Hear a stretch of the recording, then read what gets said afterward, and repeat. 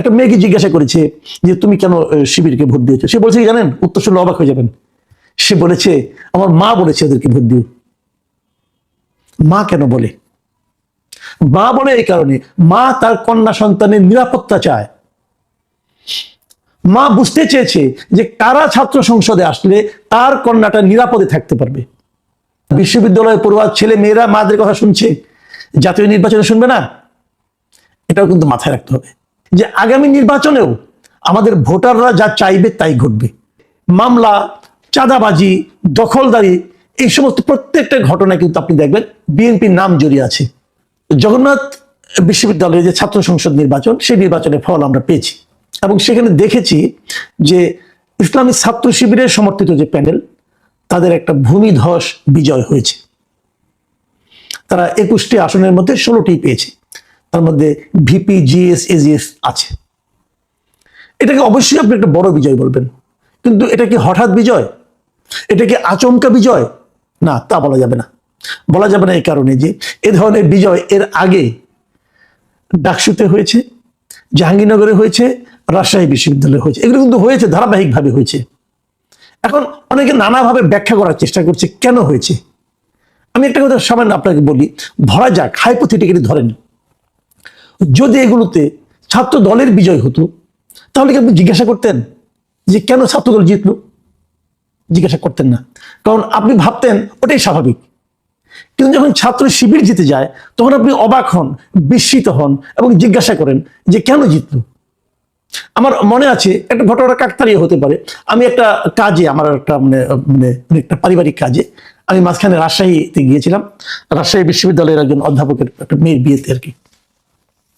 সে ওখানে যেতে আমি গেলাম, যাওয়ার পর দিন আমি রাজশাহী বিশ্ববিদ্যালয়ের ক্যাম্পাসে ছিলাম রাতে।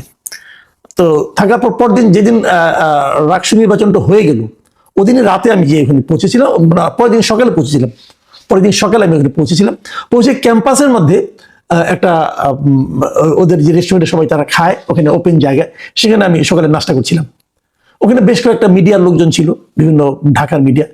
তাদের একজন আমাকে দেখে চিনতে পারলো, যে কোনো কারণে হোক চিনে আমার কাছে তারা গেল, যে জিজ্ঞাসা করলো আপনার কি মনে হয় এই রাকসুতে শিবিরের বিজয়টা কেন হয়েছে?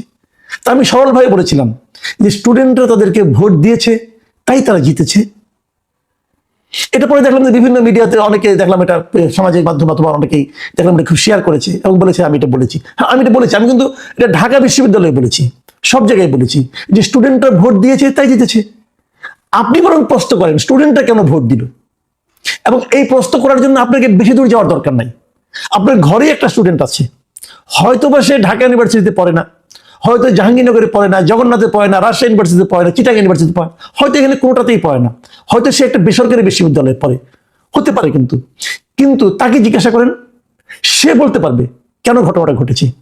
এটা আসলে পার্টিকুলার কোনো একটা বিশ্ববিদ্যালয়ে ঘটেনি, এটা একটা জেনারেশনের মধ্যে ঘটেছে, একটা প্রজন্মের মধ্যে ঘটেছে, একটা প্রজন্মের মধ্যে পরিবর্তন হয়ে গেছে। আমি আপনি টের পাইনি, এই জন্য আমি আপনি অবাক হচ্ছি, ওরা কিন্তু অবাক হয়নি। এটাই বাংলাদেশের রাজনীতির বর্তমান বাস্তবতা।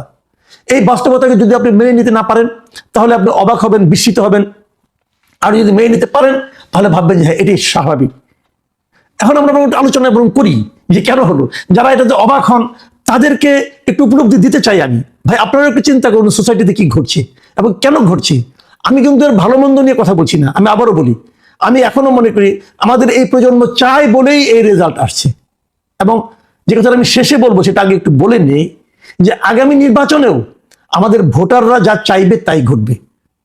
যদি সেখানে ম্যানিপুলেশন না হয়, যদি সেখানে ভোট ডাকাতি না হয়, যদি সেখানে নির্বাচনের নামে কোনো হঠকারী সিদ্ধান্ত কেউ না নেয়, তাই ঘটবে যা ভোটাররা চাইবে।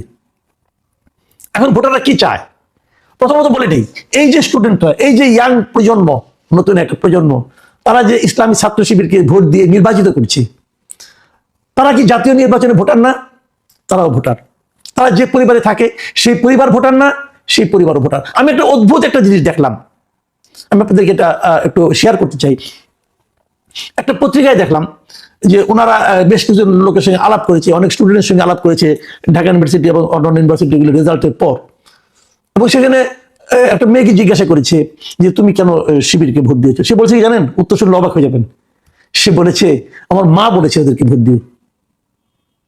মা কেন বলে? মা বলে এই কারণে, মা তার কন্যা সন্তানের নিরাপত্তা চায়। মা বুঝতে চেয়েছে যে কারা ছাত্র সংসদে আসলে তার কন্যাটা নিরাপদে থাকতে পারবে, সে মা বলেছে। আবার আরেক দিকে কথা, মা কেন বলেছে? মা তো আগে বলতো না, এখন মা কেন বলে? তার মানে মার মধ্যেও কি কোনো পরিবর্তন হয়ে গেছে? হ্যাঁ, হয়েছে। এই জায়গাটাতে আমাদের যে ট্র্যাডিশনাল পলিটিক্যাল পার্টিগুলো আছে, সেই পার্টিগুলোকে একটা শিক্ষা নিতে হবে। সেটাও আমি বলি, আমি নিজে অনেক জায়গায় যোগাযোগ করে দেখেছি, এবং আমারও তো গ্রামে লোকজন আছে, গ্রামাঞ্চলে মফস্বলে মেয়েদের মধ্যে জামাতে ইসলামী অসম্ভব মানে অভাবিত তারা কাজ করেছে। এটা অন্য অন্য আমাদের ট্র্যাডিশনাল পলিটিক্যাল পার্টিগুলো চিন্তাও করতে পারবে না তারা কি পরিমাণ কাজ নারীদের মধ্যে করেছে। আমার মাঝে মাঝে খুব হতাশ লাগে এটা ভেবে যে আগামী নির্বাচনে এই নারীদের মধ্যে যারা এত কাজ করলো, যারা আগামী নির্বাচনে যারা নারীদের কাছ থেকে প্রচুর ভোট পাবে বলে আমি এখনো মনে করি, সেই জামাতে ইসলামের প্রার্থী তালিকায় নারী নাই। এটা আমাকে খুব আহত করে, হতাশ করে।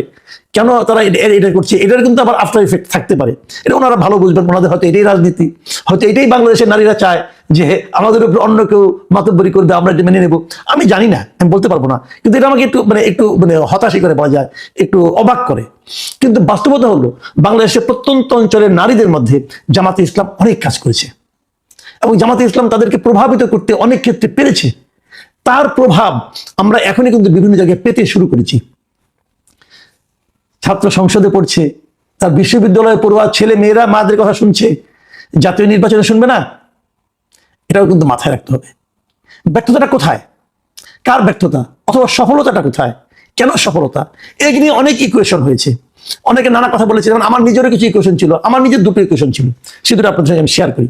প্রথম ইকুয়েশন হলো, এই বিশ্ববিদ্যালয়গুলোতে ছাত্রলীগ যখন ছিল, মানে আওয়ামী লীগের আমলে স্টুডেন্টদের উপর এক ধরনের টর্চার চলতো। টর্চারটা এরকম, তাদের মিছিলে যেতে হবে, তাদের কথা শুনতে হবে, পরীক্ষা তোমার গোল্লায় যাক, মিছিলে আসো, এরকম অনেক কিছু ছিল, গণরুম ছিল। এটা কারা করতো? আমরা হয়তো বলবো ছাত্রলীগ করতো, না, এটাকে ছাত্রলীগ ভাবলে হবে না, এটা আসলে করতো সরকারি দল। যে দলটা সরকারে থাকে তাদের যে ছাত্র সংগঠন, তারা এই কাজগুলি করতো। এবং প্রশাসন, যেহেতু এই ছাত্র সংগঠনটা সরকারের আনুকূল্যে আছে, অত প্রশাসনও তাদেরকে সমঝে চলতো, তাদেরকে ভয় পেত।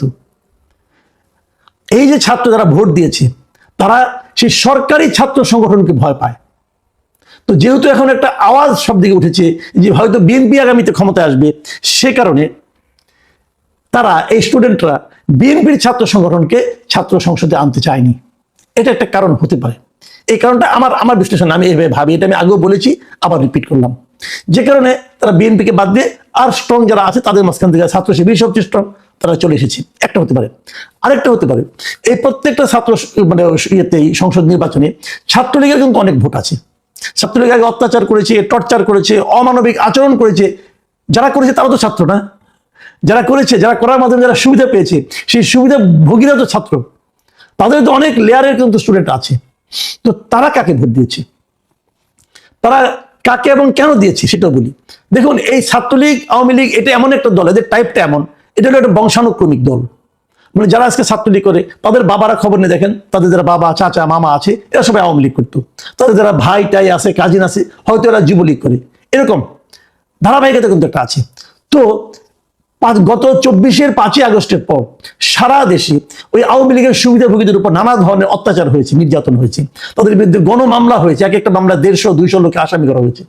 এবং এই প্রত্যেকটা মামলার বাদীকে যদি খবর নেন, তাহলে দেখবেন যে এর 95% মামলার বাদী হলো বিএনপির কোনো না কোনো লোক, হয় বিএনপি, নাহলে ছাত্র দল, নাহলে স্বেচ্ছাসেবক দল, নাহলে যুব দল, এরা কেউ না কেউ বাদী হয়েছে। এবং এই যে মামলা, চাঁদাবাজি, দখলদারি, এই সমস্ত প্রত্যেকটা ঘটনায় কিন্তু আপনি দেখবেন বিএনপির নাম জড়িয়ে আছে। তো তারা যখন স্টুডেন্ট যখন ভোট দেওয়ার সময় দেখছে যে আমার পিতাকে দৌড়ের উপরে রেখেছে বিএনপি, আমার চাচা, মামা, খালা, ফুপু সবাইকে বিএনপি দৌড়ের উপরে রেখেছে, তো বিএনপির ছাত্র সংগঠনকে আমি কেন ভোট দেব? এবং এই প্রত্যেকটা জায়গায় বিএনপির দৌড়ের পাশাপাশি বিএনপি 10 জনকে দৌড়ের উপরে রাখছে, তাহলে 2 জনকে আবার জামাতে ইসলামী একটা সাপোর্ট দিয়েছে, একজন শেল্টার দিয়েছে। তারা কিন্তু জামাতে ইসলামের প্রতি এক ধরনের কৃতজ্ঞতা অনুভব করেছে। সেই কৃতজ্ঞতায় কিন্তু ক্রমে ক্রমে তাদের সন্তানদের মধ্যে সংক্রমিত হয়েছে, এবং তারা এখানে সেই ভোটটা দিয়েছে। এরা এই জন্য বিএনপির ছাত্র সংগঠন তাদেরকে বাদ দিয়ে বিকল্প কাউকে বেছে নিয়েছে। এই দুটো আমার ধারণা ছিল। এর সঙ্গে তৃতীয় একটা ধারণা গত দুদিন ধরে আমার মধ্যে যুক্ত হয়েছে। এটা আমাকে আমাদের এক সাংবাদিক বন্ধু আমাকে ব্যাখ্যাটা দিলেন এবং এই ব্যাখ্যাটা আমার কাছে খুব গ্রহণযোগ্য মনে হয়েছে। ওনার ব্যাখ্যাটা হলো বিশ্ববিদ্যালয়ে ভর্তি হতে হলে কিন্তু আপনাকে কোনো না কোনো একটা কোচিং করতে হয়। আমাদের সমস্ত স্টুডেন্ট যারা যত লোক বিভিন্ন বিশ্ববিদ্যালয়ে ভর্তি হয়েছে তারা কোনো না কোনো একটা কোচিং, ইন্টারমিডিয়েট পাস করার পর কোনো না কোনো একটা কোচিং সেন্টারে ভর্তি হয়েছে এবং এই কোচিং সেন্টারে যারা টিচার এবং কোচিং সেন্টারে যারা চালায় মালিক, এদের মধ্যে শতকরা 80% মালিক হলো জামাত শিবির। এরা সবাই এই দুইটা পলিটিক্যাল পার্টির সঙ্গে সংশ্লিষ্ট। যখন গত 17 বছর আওয়ামী লীগ যখন জামাতকে নানাভাবে সব ধরনের সামাজিক, সব ধরনের পলিটিক্যাল রাজনৈতিক কর্মকাণ্ড থেকে বিচ্ছিন্ন করে রেখেছিল, তখন তারা এইদিকে মনোনিবেশ করেছিল এবং এখানে পড়াতে যে একদিকে তারা ভর্তি যন্ত্রকে প্রস্তুত করেছে, আরেকদিকে তারা ধর্মীয় শিক্ষা এবং ইসলামী ছাত্র শিবিরের যে শিক্ষা, সেই আদর্শগুলো ধীরে ধীরে এদের মধ্যে ঢুকিয়ে দিয়েছিল। এবং অনেক ক্ষেত্রে এমনও হয়েছে যারা নাকি মেধাবী কিন্তু দরিদ্র, তাদের কাছে তারা টাকা পয়সা পর্যন্ত নেয়নি, তাদের ফিস দিতে হয়নি, বিনা পয়সায় পড়িয়েছে। সেই কৃতজ্ঞতা বোধ এবং সেই শিক্ষা দুটো একত্র হয়ে কিন্তু একটা বিরাট জেনারেশনের একটা বড় অংশ কিন্তু ছাত্র শিবিরের প্রতি এক ধরনের সহানুভূতি তারা কিন্তু প্রদর্শন করছে। সেটারই একটা ফল আমরা বিশ্ববিদ্যালয়ের নির্বাচনগুলোতে দেখছি। দেখুন, এগুলো আমি যেগুলো বললাম না, এগুলো হলো মানে আপনার এক ধরনের কারণ খুঁজে বের করা, কেন ঘটলো, কি ঘটলো না ঘটলো, এটা। কিন্তু এর বাইরেও কিছু কথা আছে। আমরা দেখেছি যে জামাতে ইসলামের সঙ্গে, জামাতে ইসলাম এবং ছাত্র শিবিরের যে পলিটিক্স, তার সঙ্গে আমাদের ট্র্যাডিশনাল যে সমস্ত রাজনৈতিক দলগুলো আছে, আওয়ামী লীগ, ছাত্রলীগ, বিএনপি, ছাত্র দল, এদের একটা বেসিক পার্থক্য আছে। সেই পার্থক্যটা হলো জামাতকে আপনি যত যাই বলে, পছন্দ হোক বা না হোক, এটাই বাস্তবতা, জামাত শিবির তারা ওয়েলফেয়ার পলিটিক্স করে। তারা মানুষকে বোঝাতে চায় যে আমি তোমার আপনজন। সেটা মনের থেকে বোঝায় নাকি অভিনয় করে, সেটা দণ্ড হিসাব। তারা এটাই বোঝাতে চায় যে আমি তোমার আপনজন, তুমি আমার কাছে আসলে উপকৃত হবা। এটা কিন্তু আপনি বিএনপি কোনো নেতৃত্বের কাছে পাবেন না, দু একজন পেতে পারে, সেটা বিচ্ছিন্ন ঘটনা। কিন্তু বিএনপি যারা গড় নেতা, ওদের কাছে আপনি যান, তারা যে আপনার সালামের জবাবটা নেবে দয়া করে, এটাই আপনাকে খুশি থাকতে হবে। আপনি এটুকু ভেবে খুশি হবেন যে আমি 10 বার সালাম দেওয়ার পর অন্তত 2 বার উনি জবাব নিয়েছেন, উনি জবাব দিয়েছেন, অতএব আপনি মুগ্ধ।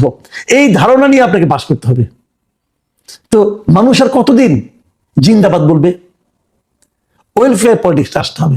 আমি কিন্তু এই জন্য বলেছিলাম যে তারেক রহমান যখন দেশে আসলেন, ওনার মধ্যে কিন্তু সেই ট্র্যাডিশনাল পলিটিশিয়ানের অ্যাটিটিউড আমি দেখিনি, ওনার আচার আচরণে আমি দেখিনি। ওনার আসার কারণে এই যে মানুষের কষ্ট হলো, উনি সেদিন দুঃখ প্রকাশ করেছেন। ওনাকে কেউ একজন গালি দিল, তাকে উনি মানে আপনার জেলখানা থেকে ছাড়িয়ে আনার জন্য সুপারিশ করেছেন, বলেছেন আমাকে কেউ গালি দিতেই পারে, সমালোচনা করতেই পারে, এই জন্য তাকে আপনি জেলে দিবেন কেন? এটা কিন্তু ট্র্যাডিশনাল পলিটিক্সের মধ্যে পড়ে না। উনি কিন্তু উনি আসার পরেও সেটাও তো ছাত্র দলকে হাত জিতাতে পারলো না। এটারও কারণ আছে। এটা হলো উনি যে অল্প সময় এসেছেন, মাত্র কয়েকদিন, উনি হাইপটা তুলতে পেরেছেন, মানুষের মধ্যে একটা জোয়ার উনি তুলতে পেরেছেন, হয়তো অটোমেটিক উঠে গেছে। কিন্তু সেটা সেই স্টুডেন্ট যারা নাকি সবকিছু একটু লজিক দিয়ে চিন্তা করে, তাদের মধ্যে পৌঁছায় নাই। কি কারণে পৌঁছায় নাই? তারেক রহমানের সঙ্গে সঙ্গে ওনার নেতৃবৃন্দের মধ্যে কি সেই পরিবর্তনটা আসছে? আমি একটা এক্সাম্পল দিয়ে বলি। এই যে আমি 3টা ঘটনার কথা বলি আপনাদেরকে। একটা হলো ওনার আসার কারণে যে যানজট হয়েছে, মানুষের ভোগান্তি হয়েছে, এই জন্য বিএনপি দুঃখ প্রকাশ করেছে। এই জন্য বিএনপি কিন্তু অফিসিয়ালি প্রেস রিলিজে দুঃখ প্রকাশ করেছে। যেখানে ওনাকে সমাবেশ করা হয়েছিল, সেখানে ময়লা আবর্জনা পড়েছিল, সেটা পরিষ্কার করার জন্য বিএনপি উদ্যোগ নিয়েছে, সেটাও বিএনপি প্রেস রিলিজ দিয়ে করেছে। এবং ওনাকে সমালোচনা করার জন্য যাকে গ্রেপ্তার করা হয়েছিল, তার ব্যাপারে তাদের কোনো ক্ষোভ নাই, তাদের কোনো অভিযোগ নাই, সেটাও বিএনপি প্রেস রিলিজ দিয়ে করেছে। আচ্ছা ভাই, এই প্রেস রিলিজগুলি এতদিন দেন নাই কেন? তারেক রহমান আসার কারণে কেন দিলেন? আসার পর কেন দিলেন? তার মানে এতদিন কি আপনাদের সঙ্গে তারেক রহমানের কথাবার্তা হয় নাই? হয়েছে। উনি দূরে ছিলেন বলে হয়তো এগুলো উনি দেখেন নাই, দূরত্ব একটা ফ্যাক্টর। কিন্তু আপনারা কেন উপলব্ধি করতে পারলেন না? আপনারা তো ওনার কাছে ছিলেন, আপনারা কেন ওনার সঙ্গে কথা বলে ওনার মন মানসিকতা বুঝেন নাই আপনার নেতা কি চায়? বুঝেন নাই ওনার উনি কোন পলিটিক্স চালু করতে চায়? আপনি কেন করেননি? এই কারণে এটা যে করার দরকার, এটাই তো আপনি ফিল করেন না। আপনি তো ওই রাজনৈতিক স্কুলে পড়েন নাই রে ভাই, আপনি তো সেই ট্রেডিশনাল পলিটিক্সের মধ্যে আছেন। রাজনীতি পরিবর্তন হয়ে গেছে ভাই। রাজনীতি এখন জনগণের কাছে চলে যাচ্ছে। জনগণ সিদ্ধান্ত নিবে আপনি কি আচরণ করবেন। আপনার সিদ্ধান্তে জনগণ আর চলবে না। সেই রাজনীতি যদি না করতে পারেন, সামনে কিন্তু বেশি দিন সময় নাই। আমি কিন্তু সবাইকে বলছি, এটা মনে করার কোনো কারণ নাই যে বিএনপিকে আমি হেল্প করার চেষ্টা। আমি ভাই হেল্প সবাইকেই করছি। আমি বলতে চাচ্ছি যেটা, সেটা হলো জনগণ সিদ্ধান্ত দেবে যে দেশকে চালাবে। জনগণ সিদ্ধান্ত দিবে আপনি পলিটিক্যাল লিডার, আপনার কি আচরণ করা উচিত।